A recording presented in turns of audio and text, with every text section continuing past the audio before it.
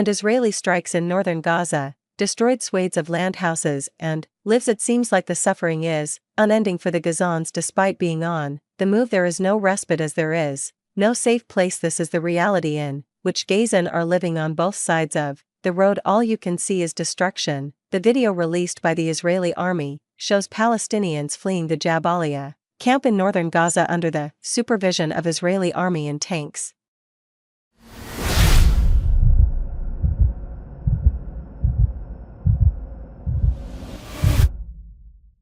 According to Gaza Civil Defense Agency, more than 770 people have been killed in the north of the territory since Israel launched an assault and then sat camp in central part of the Gaza Strip where people displaced were sheltering. An Israeli strike killed at least 17 Palestinians, including children. The Israeli military said it had hit a Hamas command and control center embedded in a compound formerly used as a school in Rat.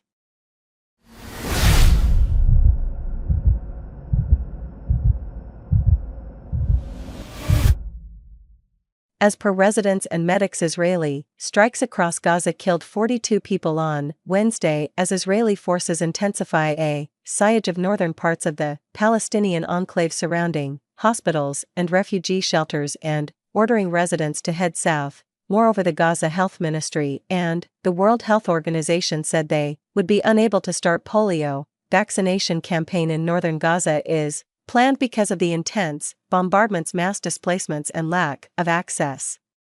Meanwhile, the United States on Thursday announced a resumption of negotiations on a Gaza ceasefire as U.S. Secretary of State Anthony Blinken said mediators were exploring new options after months of failing to seal a US-led plan. Also, Israeli spy chief David will be heading to Doha for talks aimed at starting the negotiations.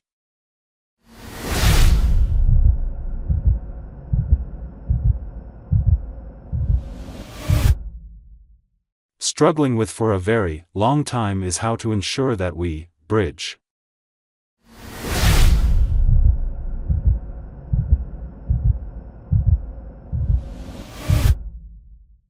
And for more on this, a correspondent brings you more details. Take a look.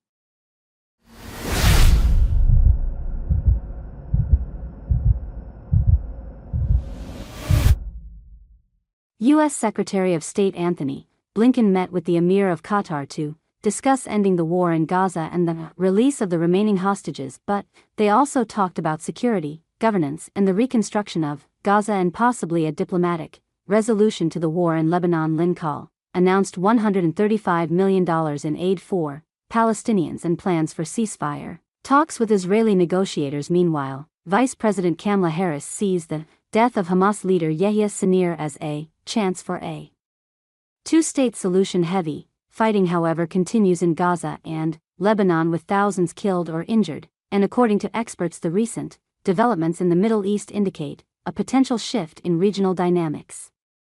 The involvement of Qatar as a mediator and America's renewed efforts to broker a ceasefire just may pave the way for a sustainable resolution in the region. However, the complexity of the issue and the deep-seated divide between the parties involved means that lasting peace remains an uphill challenge.